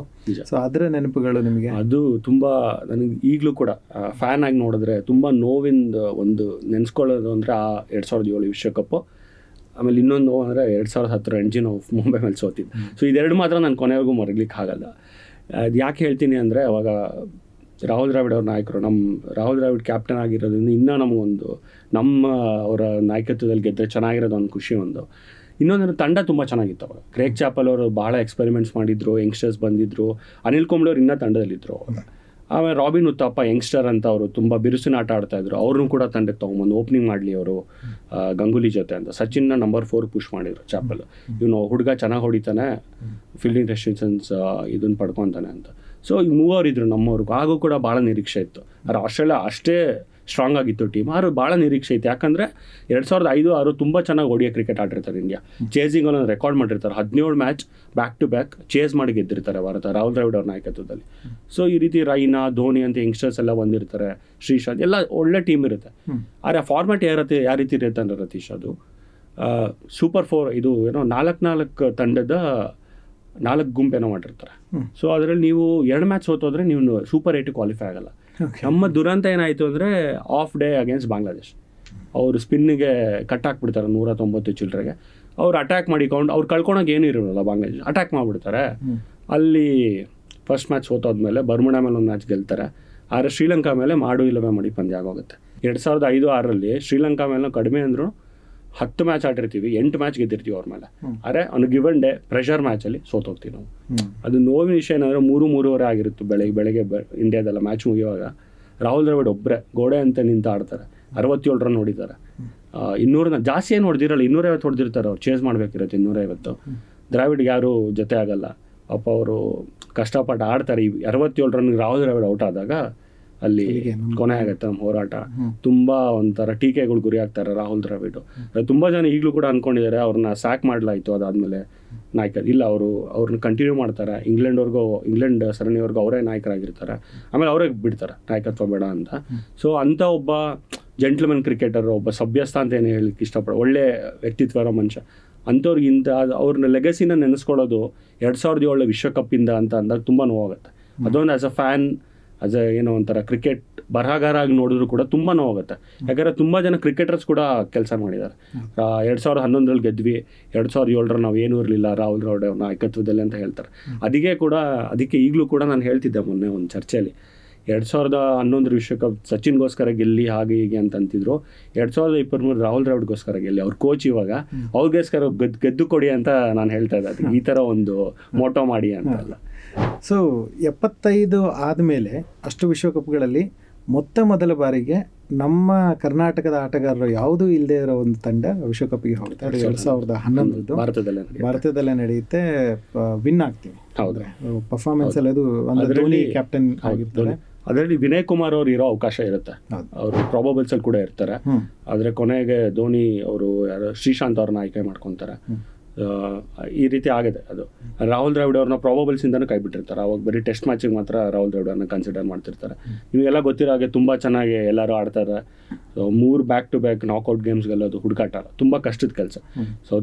ಆಸ್ಟ್ರೇಲಿಯಾ ಮೇಲೆ ಗೆಲ್ತಾರೆ ಕ್ವಾರ್ಟರ್ ಫೈನಲ್ಸು, ನಂತರ ಸೆಮಿಫೈನಲ್ ಪಾಕಿಸ್ತಾನ ಮೇಲೆ ಗೆಲ್ತಾರೆ, ಶ್ರೀಲಂಕಾ ಮೇಲೆ ಫೈನಲ್ಸ್ ಗೆದ್ದಿರೋದು ನಿಮ್ಗೆ ಗೊತ್ತಿದೆ. 6 ಎಲ್ಲ ನೆನೆಸ್ಕೊಂತಾರೆ. A magnificent strike into the crowd. India lift the World Cup after 28 years. The parties start in the dressing room, and it's an Indian captain who's been absolutely magnificent in the night of the final. ಅದೇ ಗಂಭೀರ್ ಅವರ ಕಾಣಿಕೆ ಕೂಡ ಮರೆಯೋಗಿಲ್ಲ. 97 run ಅವ್ರು ತುಂಬ ಚೆನ್ನಾಗಿ ಆಡ್ತಾರೆ. But ಆ ಟೈಮಲ್ಲಿ ನಮ್ಮ ಸ್ಕ್ವಾಡ್ನಲ್ಲಿ ಇರಬೇಕಾಗಿದ್ದಂಥವ್ರು ಅಂದರೆ ಪ್ರಭಾವದಲ್ಲಿ ಆಲ್ಮೋಸ್ಟ್ ರಾಬಿನ್ ಉತ್ತಪ್ಪನೂ ಅವ್ರು ಕನ್ಸಿಡರ್ ಮಾಡಿರಲಿಲ್ಲ. ರಾಬಿನ್ ಉತ್ತಪ್ಪ ಏನಾಗಿತ್ತು ಅಂದರೆ 2008ರಿಂದ ಈ ಕಡೆ ಅವರು ಪ್ರದರ್ಶನ ತುಂಬ ರಣಜಿಲು ಕೂಡ ಚೆನ್ನಾಗಿರಲ್ಲ. 2008ರಿಂದ ಅವರು ಭಾರತ ತಂಡದಿಂದ ಹೊರಗೆ ಬರ್ತಾರೆ. ಸೊ ಅವರು ಪ್ರಾಬಬಲ್ಸ್ ಅಲ್ಲಿ ಕೂಡ ಇರಲ್ಲ, IPL ಮಾತ್ರ ಆಡ್ಕೊಂಡಿರ್ತಾರೆ. ವಿನಯ್ ತುಂಬ ಚೆನ್ನಾಗಿ ಅಪ್ಕಮಿಂಗ್ ಬೌಲರ್ ಆಗಿರ್ತಾರೆ. ಅವಾಗ ಅವ್ರು ಪ್ರಾಬಬಲ್ಸ್ ಅಲ್ಲಿ ಕೂಡ ಇರ್ತಾರೆ. ಕೆಲವೊಂದು ಅವ್ರು ಇರ್ತಾರೆ ಅನ್ನೋ ಕೂಡ ಕೂಗು ಕೇಳ್ತಾ ಇತ್ತು. ಅವಾಗ ಇರ್ತಾರೆ ನಮ್ಮ ವಿನಯ್ ಕುಮಾರ್ ಅಂತ. ಆದರೆ ಅವ್ರಿಗೆ ಎಕ್ಸ್ಪೀರಿಯನ್ಸ್ ಇಲ್ಲ ಅಂತ ಅವ್ರನ್ನ ಕೈ ಬಿಡ್ತಾರೆ. ಯಾಕಂದರೆ 2010 T20 ವಿಶ್ವಕಪ್ಪಲ್ಲಿ ಇರ್ತಾರೆ. ವಿನಯ್ ಆಡಿರ್ತಾರೆ, ಅಲ್ಲೇ ಡೆಬ್ಯೂ ಮಾಡಿರ್ತಾರೆ ಇಂಡಿಯಾಗೆ T20ಲಿ. ಆದರೆ ಇಲ್ಲಿ ಅವಕಾಶ ಸಿಗಲ್ಲ ಅವ್ರಿಗೆ. ಅದೊಂದು ಬೇಸರ ಒಂದು ಕಡೆ ಇದೆ. ಆದರೆ ಭಾರತ ವಿಶ್ವಕಪ್ ಗೆಲ್ತು ಅನ್ನೋ ಒಂದು ಸಂತಸ ಇನ್ನೊಂದು ಕಡೆ. ಹೌದು. ಸೊ ಅದರ ನೆಕ್ಸ್ಟ್ ವರ್ಲ್ಡ್ ಕಪ್ಪಲ್ಲಿ ಅಗೇನ್ 2015 ಆಸ್ಟ್ರೇಲಿಯಾದಲ್ಲಿ ನಡೆಯುತ್ತೆ. ಸೊ ಅದರಲ್ಲಿ ನಮ್ಮ ಅಗೇನ್ ವಾಪಸ್ ನಮ್ಮ ಆಟಗಾರರು ಬಿನ್ನಿ ಒಬ್ರು ಇರ್ತಾರೆ, ರೋಜರ್ ಬಿನ್ನಿ, ಸ್ಟುವರ್ಟ್ ಬಿನ್ನಿ ಮಗ. ಅದು ಒಂಥರ ಅವ್ರು ಒಂದು ಪಂದ್ಯನ ಆಡ್ಸಲ್ಲ. ಅಲ್ಲಿನ ಕಂಡೀಷನ್ಸ್ಗೆ ಅವ್ರ ಬೌಲಿಂಗ್ ಯೂಸ್ ಆಗ್ತಾ ಇತ್ತು. ಫಾಸ್ಟ್ ಸೀಮ್ ಅಪ್ ಬೌಲರ್ ಅವರು, ಆಲ್ರೌಂಡರ್ ಅವರು. ಅವಾಗ ಅವರ ತುಂಬ ಟ್ರೋಲ್ಗಳು ಆಗ್ತಾರೆ. ನಿಜ ಹೇಳಬೇಕು ಅಂದರೆ 2014, 13, 14, 15ರಲ್ಲಿ ರಣಜಿ ಋತುಲಿ ದೇಸಿ ಕ್ರಿಕೆಟಲ್ಲಿ ತುಂಬ ರನ್ನು, ತುಂಬ ವಿಕೆಟ್ ಸ್ಟುವರ್ಟ್ ಬಿನ್ನಿ ಅವ್ರು ಪಡ್ಕೊಂಡಿರ್ತಾರೆ. ಅದೇನು ಚರ್ಚೆ ಟೀಕೆಗೆ ಯಾಕೆ ಗುರಿ ಆಯಿತು ಅಂದರೆ ಅವ್ರ ಅಪ್ಪನೇ ಅವಾಗ ಆಯ್ಕೆ ಸಮಿತಿ ಅಧ್ಯಕ್ಷ ಆಗಿರ್ತಾರೆ. ಸೊ ಅಪ್ಪ ಮಗನ ಆಯ್ಕೆ ಮಾಡ್ದ ಅನ್ನೋ ಥರ ತುಂಬ ಕ್ರಿಕೆಟರ್ಸ್ ಕೂಡ ಟೀಕೆ ಮಾಡ್ತಾರೆ. ಆದರೆ ನಿಜವಾದ ಸಂಗತಿ ಏನಂದರೆ ಇವರು ಒಂದು 2 ಸೀಸನಲ್ಲಿ ಅವರು ಸುಮಾರು 1,500-2,000 ರನ್ನು, ಒಂದು 60-70 ವಿಕೆಟ್ ತೆಗೆದಿರ್ತಾರೆ ಸ್ಟುವರ್ಟ್ ಬಿನ್ನಿ ಅವರು. ಸೊ ಹಾಗಾಗಿ ಅವ್ರದ್ದು ಆಟೋಮೆಟಿಕ್ ಚಾಯ್ಸ್ ಇರುತ್ತೆ. ಆ ಆಲ್ರೌಂಡರ್ ಅರ್ಹತೆ ಇದೆ. ಧೋನಿ ಅವರನ್ನು ಬಳಸ್ಕೊಳ್ಳಿಲ್ಲ, ಅದು ಬೇರೆ ವಿಷಯ. ಅವರು ಆಸ್ಟ್ರೇಲಿಯನ್ ಕಂಡೀಷನ್ಸಲ್ಲಿ ಇಬ್ಬರು ಸ್ಪಿನ್ನರ್ನ ಆಡಿಸೋದು. ಕ್ರಿಕೆಟಿಂಗ್ ರ್ಯಾಷನಲಲ್ಲಿ ನೋಡಿದ್ರೆ ಇಟ್ ಡಸಂಟ್ ಮೇಕ್ ಸೆನ್ಸ್. ಇಬ್ಬರು ಸ್ಪಿನ್ನರ್ ಬೇಕಿಲ್ಲ ನಿಮ್ಗೆ ಆಸ್ಟ್ರೇಲಿಯಾದಲ್ಲಿ. ಧೋನಿ ಅವರು ಒಂದು ಸ್ಲಾಟ್ ಇದನ್ನು ಫಿಕ್ಸ್ ಮಾಡ್ಕೊಂಬಿಟ್ರೆ ಫಾರ್ಮಲ್ಲಿ, ಅವ್ರು ಅದನ್ನೇ ಮುಂದುವರಿಸ್ತಾರೆ. ಒಂದು ಅವಕಾಶ ಸಿಗಲ್ಲ. ಜಡೇಜಾ, ಅಶ್ವಿನ್ ಎಲ್ಲ ಮ್ಯಾಚ್ಗಳು ಆಡ್ತಾರೆ, ಬಿನ್ನಿಯವ್ರಿಗೆ ಅವಕಾಶ ಸಿಗಲ್ಲ. ಮತ್ತೆ ಅದು ಸೆಮಿಫೈನಲಲ್ಲಿ ಪ್ರೆಷರ್, ಸೋಲ್ತಾರೆ ಭಾರತ. ಆಸ್ಟ್ರೇಲಿಯಾದಲ್ಲಿ ಇನ್ನೊಂದು ವಿಶ್ವಕಪ್ ನಿರಾಸೆಯಲ್ಲೇ ಕೊನೆಗೊಳ್ಳುತ್ತೆ. ಯಾಕಂದರೆ ಡಿಫೆಂಡಿಂಗ್ ಚಾಂಪಿಯನ್ಸ್ ಆಗಿರ್ತೀವಿ ನಾವು, ಗೆಲ್ತೀವಿ ಅಂತಲೇ ನಿರೀಕ್ಷೆ ಇರುತ್ತೆ. ಆದರೂ ಈ ರೀತಿ ಸೆಮಿಫೈನಲ್ ಕೊನೆಗೊಳ್ಳುತ್ತೆ. ಇನ್ನು ಕಳೆದ ವಿಶ್ವಕಪ್ 2019ರಲ್ಲಿ ಹೌದು, ಅಲ್ಲಿ ನಮ್ಮ KL ರಾಹುಲ್. ಹೌದು. ಸೊ ಈಗಿನ ಒಂದು ನೆಚ್ಚಿನ ಪ್ಲೇಯರ್. ಹೌದು. ಸೊ ಅವರು ಮೊದಲು ಡೆಬ್ಯೂ ಮಾಡ್ತಾರೆ. ಸೊ ಒಂದು ರೀತಿ ಬೌಲಿಂಗ್ ಅಲ್ಲಿ ಇದ್ದವರು ನಾವು ಹೆಚ್ಚಾಗಿ ಬ್ಯಾಟಿಂಗ್ ಈ ಜನರೇಷನ್. ಹೌದು. ಯಾರೋ ನಮ್ಮ ವಿಜಯ ಭಾರದ್ವಾಜ್ ಒಂದ್ಸರಿ ಹೇಳಿದ್ರು, ಯಾವ ಜನರೇಷನ್ ನಿಮ್ಗೆ ಇಷ್ಟ? ವಿವರ bowling super house in 90s. ಈಗ ಕರುಣ್ ನಾಯರ್, ಮನೀಶ್ ಪಾಂಡೆ, ರಾಬಿನ್ ಉತ್ತಪ್ಪ ಮತ್ತು ನಮ್ಮ ಮಾಯಾಂಕ್ ಅಗರ್ವಾಲ್, KL ರಾಹುಲ್ ಇರೋದ್ರಿಂದ ಈಗ ಬ್ಯಾಟಿಂಗ್ ಪವರ್ ಹೌಸ್ ಆಗಿದೆ ನಮ್ಮದು ಅಂತ ಹೇಳಿದ್ರು. ಅದೇ ರೀತಿ 2019 ವಿಶ್ವಕಪ್ಪಲ್ಲಿ KL ರಾಹುಲ್ ಇರ್ತಾರೆ ಅನ್ನೋದು ಗೊತ್ತಿತ್ತು. ಅವ್ರು ಆಯ್ಕೆ ಕೂಡ ಆಗ್ತಾರೆ. 2-3 ಪಂದ್ಯ ಆದಮೇಲೆ ಇಂಜುರಿ ಆಗುತ್ತೆ ಇವ್ರಿಗೆ, ವಿಜಯ್ ಶಂಕರ್ ಅವರು ತಮಿಳ್ನಾಡು ಆಟ.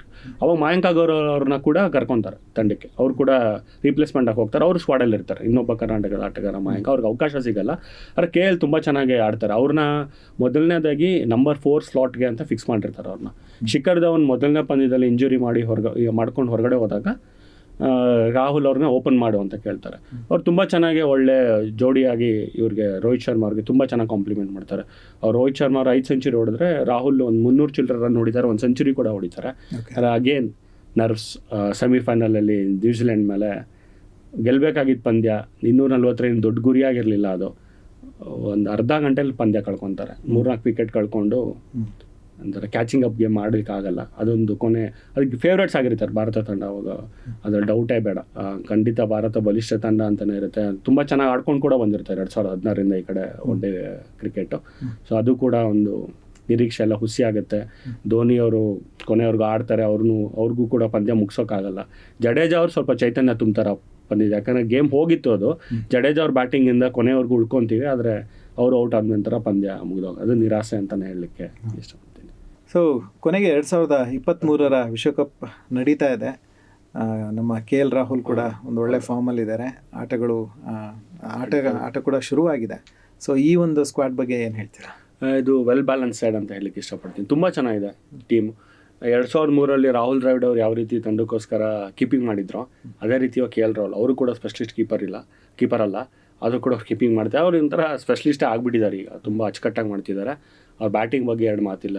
ಯಾಕಂದರೆ ಮೊನ್ನೆ ನೀವು ಆಸ್ಟ್ರೇಲಿಯಾ ಮೇಲೆ ನೋಡ್ಬೋದಿತ್ತು, 5 for 3 ಇಂಡಿಯಾ, ಅಲ್ಲಿಂದ ಪಂದ್ಯನ ಗೆಲ್ಸ್ಕೊಟ್ರು ಅವರು. ಬ್ಯಾಟಿಂಗ್ ಎಷ್ಟು ಚೆನ್ನಾಗಿ ಆಡಿದ್ರು ಅಂದರೆ ಆ ಕಂಟ್ರೋಲ್ ಇತ್ತಲ್ಲ, ಶಾರ್ಟ್ ಪಟ್ ಕೊಹ್ಲಿ ಮತ್ತು ಅವರು ಪಾರ್ಟ್ನರ್ಶಿಪ್ ಇತ್ತು. ಆದರೆ ಕ್ರಿಕೆಟಿಂಗ್ ಪರ್ಸ್ಪೆಕ್ಟಿವಿಂದ ನೋಡಿದ್ರೆ ಕಂಟ್ರೋಲು ಕೊಹ್ಲಿ ಅವರು ತುಂಬ ಮಿಸ್ಯೂಸ್ ಎಡ್ಜಸ್ ಎಲ್ಲ ಆಯಿತು. ರಾಹುಲ್ ಅವರು ಗೋಡೆ ಥರ ನಿಂತಾಡಿದ್ರು, ಒಂದು ಬ್ಯಾಟ್ ಶಾಟ್ ಇಲ್ಲ, ಕಂಟ್ರೋಲಲ್ಲಿ ಆಡಿದ್ರು. ಸೊ ಒಂದು ಆ್ಯಸ್ ಎ ಬ್ಯಾಟ್ಸ್ಮನ್ ಒಂದು ಉತ್ತುಂಗಕ್ಕೆ ತಲುಪಿದ್ದಾರೆ ಅಂತ ಹೇಳ್ಬೋದು. ಈಗ ಗೆಲ್ಲಿಸ್ಕೊಟ್ರು ಪಂದ್ಯನ. ಕೀಪಿಂಗ್ ಕೂಡ ಅಚ್ಚುಕಟ್ಟಾಗಿ ಮಾಡಿ 2 ಪಂದ್ಯ 2 ಗೆದ್ದಿದ್ದಾರೆ. 2ನೇ ಮ್ಯಾಚಲ್ಲಿ ಅವಕಾಶ ಸಿಗಲಿಲ್ಲ ಬ್ಯಾಟಿಂಗ್ ಅವ್ರಿಗೆ. ರೋಹಿತ್ ಶರ್ಮನ ಸೆಂಚುರಿ ಮಾಡಿ ಗೆಲ್ಸ್ಕೊಟ್ರು ನೆನ್ನೆ ಅಫ್ಘಾನಿಸ್ತಾನ ಮೇಲೆ.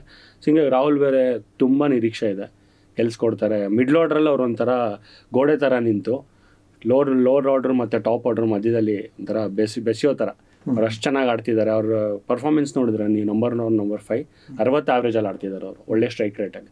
ಸೊ ಇದು ಯಾರೋ ಒಬ್ರು ಜರ್ನಲಿಸ್ಟ್ ಹೇಳ್ತಿದ್ರು, ಒಂದಿಬ್ಬರು ಆಟಗಾರರನ್ನು ಬಿಟ್ಟರೆ ಇಡೀ ODI ಕ್ರಿಕೆಟ್ ಇತಿಹಾಸದಲ್ಲಿ ಈ ಥರ ನಂಬರ್ಸ್ ಇರೋದು ರಾಹುಲ್ ಅವ್ರದ್ದು ಮಾತ್ರ ಅಂತ. ಸೊ ಆ ಥರ ಒಂದು ಅಪರೂಪದ ಆಟಗಾರ ಆಗಿದ್ದಾರೆ ODI ಕ್ರಿಕೆಟಲ್ಲಿ. ಸೊ ಒಂದು ಕನ್ಸಿಸ್ಟೆನ್ಸಿ ಇರಲಿಲ್ಲ ಅಂತ ಹೇಳ್ತಿದ್ರು, ಆದರೆ ಈ ಫಾರ್ಮ್ಯಾಟಲ್ಲಿ ODI ಕ್ರಿಕೆಟಲ್ಲಿ ಯಾವಾಗಲೂ ಕನ್ಸಿಸ್ಟೆಂಟ್ ಆಗಿದ್ದಾರೆ. ಸೊ ಅವರಿಂದ ಭಾಳ ನಿರೀಕ್ಷೆ ಇದೆ. ಮತ್ತು ಮನೇಲಿ ಆಡ್ತಿರೋದ್ರಿಂದ, ತವರಲ್ಲಿ ಆಡ್ತಿರೋದ್ರಿಂದ ಈ ಸರಿ ಖಂಡಿತ ಗೆಲ್ಲೇಬೇಕು ಅನ್ನೋ ಒಂದು ಎಲ್ಲರಿಗೂ ಆಸೆ ಇದೆ, ಹಂಬಲ ಇದೆ. ಅದೇ ಥರ ತಂಡ ಇದೆ ಕೂಡ. ಫಾಸ್ಟ್ ಬೌಲಿಂಗ್ ನೋಡ್ತು ಅಂದರೆ ನೀವು ಬುಮ್ರಾ, ಶಮಿ ಅವ್ರನ್ನ ಆಡಿಸ್ತಿಲ್ಲ, ಅದ್ರಾಗ ಅವರು ಒಳ್ಳೆ ಬೌಲರ್. ಬುಮ್ರಾ ಆಡ್ತಿದ್ದಾರೆ ಇವಾಗ. ಆಮೇಲೆ ಸಿರಾಜ್ ಅವ್ರು ಒಳ್ಳೆ ಲೈದಲ್ಲಿದ್ದಾರೆ. ಸ್ಪಿನ್ನರ್ಸು ಜಡೇಜಾ ಮತ್ತು ಕುಲ್ದೀಪ್ ತುಂಬ ಚೆನ್ನಾಗಿ ಮಾಡಿದ್ದಾರೆ. ಅಶ್ವಿನ್ ಕೂಡ 1-2 ಪಂದ್ಯನ ಆಡಿಸ್ಬೋದು ಮಧ್ಯದಲ್ಲಿ. ಬ್ಯಾಟಿಂಗ್ ಬಗ್ಗೆ 2 ಮಾತಿಲ್ಲ. ಗಿಲ್ ಅವರು ಡೆಂಗ್ಯೂಯಿಂದ ಆಡಲಿಲ್ಲ 2 ಪಂದ್ಯ. ಅವ್ರು ವಾಪಸ್ ಬಂದರೆ ಇನ್ನೂ ಒಂದು ತಂಡಕ್ಕೆ ಒಂದು ಬಲ ತುಂಬಿಕೊಡುತ್ತೆ. ಕೊಹ್ಲಿ ಆ್ಯಸ್ ಯೂಶುವಲ್ ಕನ್ಸಿಸ್ಟೆಂಟ್ ಇದ್ದಾರೆ. ರೋಹಿತ್ ಶರ್ಮನೂ ಚೆನ್ನಾಗಿ ಆಡ್ತಿದ್ದಾರೆ. ಸೊ ಈ ತಂಡದಲ್ಲಿ ನೀವು ನೋಡಿದ್ರೆ ಲೂಪ್ ಹೋಲ್ಸ್ ಅನ್ನೋದು ಏನೂ ಇಲ್ಲ, ಒಂದು ವೀಕ್ನೆಸ್ ಅನ್ನೋದು ಏನೂ ಇಲ್ಲ, ಎಲ್ಲ ಬೇಸಸ್ ಕವರ್ ಆಗಿದೆ. ಸೊ ಇಂಥ ತಂಡ ಇಟ್ಕೊಂಡು ವಿಶ್ವಕಪ್ ಗೆಲ್ಲದೇ ಇದ್ದರೆ ಅದು ನಿರಾಸೆ ಅನ್ನೋದಕ್ಕಿಂತ ಅದನ್ನು ಕ್ರಿಕೆಟಿಂಗ್ ಟರ್ಮ್ಸಲ್ಲಿ ಅದನ್ನು ಎಕ್ಸ್ಪ್ಲೇನ್ ಮಾಡೋದಕ್ಕಾಗಲ್ಲ ಯಾಕೆ ಹೀಗಾಯಿತು ಅಂತ.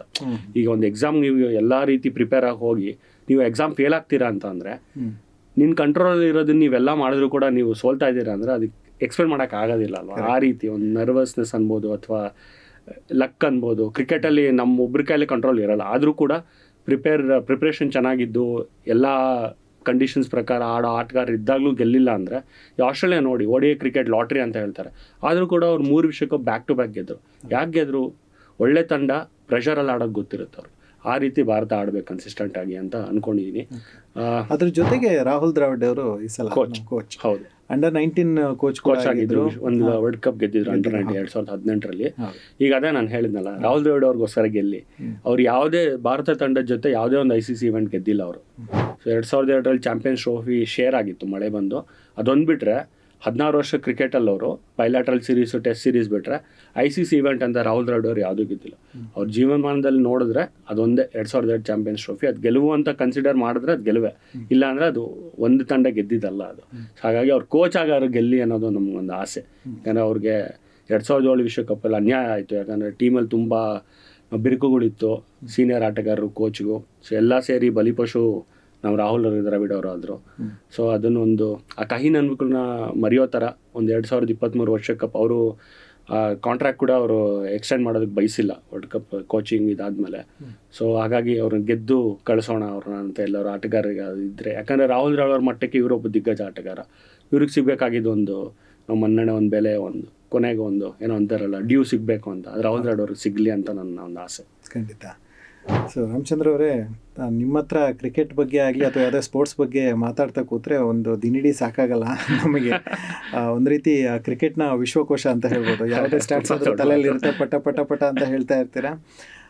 ಇದೇ ರೀತಿಯ ಅಂದರೆ ಕ್ರಿಕೆಟ್ ಸುತ್ತಲಿನ ಮಾತುಕತೆ ಈಗ ನಾವು ಇಷ್ಟೊತ್ತು ಕ್ರಿಕೆಟ್ ವಿಶ್ವಕಪ್ನಲ್ಲಿ ಕನ್ನಡಿಗರ ಸಾಧನೆ ಬಗ್ಗೆ ಮಾತಾಡಿದ್ವಿ. ತುಂಬ ಸೊಗಸಾಗಿ 75ಕ್ಕಿಂತನೂ ಹಿಂದೆ 71, 72ರಲ್ಲೂ ಕೂಡ ಆಗಿರುವಂಥ ಇವೆಂಟ್ಗಳ ಬಗ್ಗೆ ಹೇಳಿ ಈಗಿನ ಒಂದು KL ರಾಹುಲ್ ವರೆಗೆ ಜೊತೆಗೆ ರಾಹುಲ್ ದ್ರಾವಿಡ್ ಒಂದು ಕೋಚ್ ಸಾಧ್ಯತೆ ಬಗ್ಗೆನೂ ರಾಮಚಂದ್ರ ಅವರು ನಮಗೆ ಇಷ್ಟೊತ್ತು ವಿಷಯಗಳನ್ನು ತಿಳ್ಕೊಟ್ಟಿದ್ದಾರೆ. ಇನ್ನು ಮುಂದಿನ ದಿನಗಳಲ್ಲೂ ಕೂಡ ನಮ್ಮಲ್ಲಿ ಕ್ರಿಕೆಟ್ ಸುತ್ತ ಅಥವಾ ಬೇರೆ ಸ್ಪೋರ್ಟ್ಸ್ ಸುತ್ತ ರಾಮಚಂದ್ರ ಅವ್ರ ಜೊತೆ ಮಾತುಕತೆ ಮುಂದುವರಿಯುತ್ತೆ. ಅದನ್ನು ಬೇರೆ ಬೇರೆ ಎಪಿಸೋಡ್ಗಳಲ್ಲಿ ನಾವು ರಣಜಿ ಸುತ್ತ ಮಾತಾಡಬೇಕು, ಹಾಗೆ ಟೆನ್ನಿಸ್ ಕುರಿತು ಮಾತಾಡಬೇಕು. ಹಲವಾರು ಮಾತುಕತೆಗಳು ಮುಂದಿನ ದಿನಗಳಲ್ಲಿ ಬರುತ್ತೆ ರಾಮಚಂದ್ರ ಅವ್ರ ಜೊತೆ. ಇಲ್ಲಿವರೆಗೂ ಬಂದು ಈ ಕ್ರಿಕೆಟ್ ವಿಶ್ವಕಪ್ ಬಗ್ಗೆ ನಮಗೆ ಇಷ್ಟೊಂದು ಮಾಹಿತಿಯನ್ನು ತಿಳಿಸ್ಕೊಟ್ಟಿದ್ದಕ್ಕೆ ನವಿಲು ಎಂಟರ್ಟೈನ್ಮೆಂಟ್ ಕಡೆಯಿಂದ ನಿಮಗೆ ಧನ್ಯವಾದಗಳು. ಧನ್ಯವಾದ ರತೀಶ್. ಹೀಗೆ ರಣಜಿ ಬಗ್ಗೆ ಮಾತಾಡೋಕೆ ಇನ್ನೂ ಒಂದು ಸಂತಸದ ವಿಷಯ. ಖಂಡಿತ ರಣಜಿ ಬಗ್ಗೆನೂ ಒಂದು ಮಾತುಕತೆ ಖಂಡಿತ ಮಾಡೋಣ. Thank you.